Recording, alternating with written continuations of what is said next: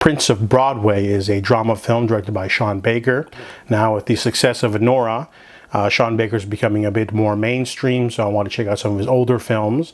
This one doesn't even have 1,000 ratings on IMDb. That's how underground he was. This one's about Lucky. He is from Ghana, and he works in New York City as a hustler, trying to hawk knockoff luxury goods for his boss Levin. So he stands on the street, asks people if they want to buy some Gucci or some Prada or some Jordans, leads them to Levin's shop where he's got like a hidden partition into the back where all the knockoffs are. So he's got fancy Chinese knockoffs that are hand sewn, and he sells them and makes a decent amount of money. However, his life is sort of interrupted by an ex-girlfriend who shows up while he's trying to sell stuff and drops a toddler on his lap and says it's his kid and he needs to take care of it. She wants a break for 2 weeks.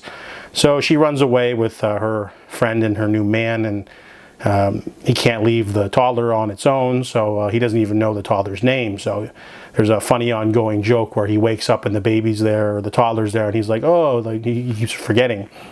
So he's got to man up a little and buy some new kicks for the child and introduce the baby or the toddler to his girlfriend at the time and his boss and his friends. And yeah, there's a really great balance of this film. It's a mix of indie urban grit and familial ties, kind of like Charlie Chaplin's The Kid, but done in the modern day in New York City. So there's a great usage of the streets and the urban landscape and the hustle, and you get to see what he's like. He's very charismatic, but he doesn't know what to do with a toddler.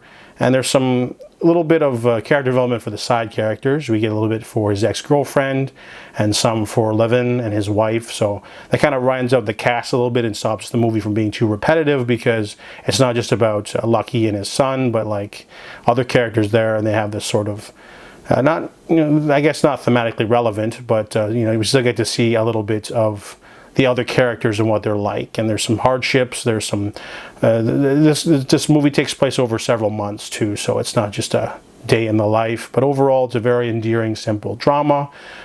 Nice mix of guerrilla filmmaking too. There's some stuff like randomly on the street that they obviously didn't get permits for. But overall, Prince of Broadway is a very strong little indie darling gem, and I give it a 7 out of 10.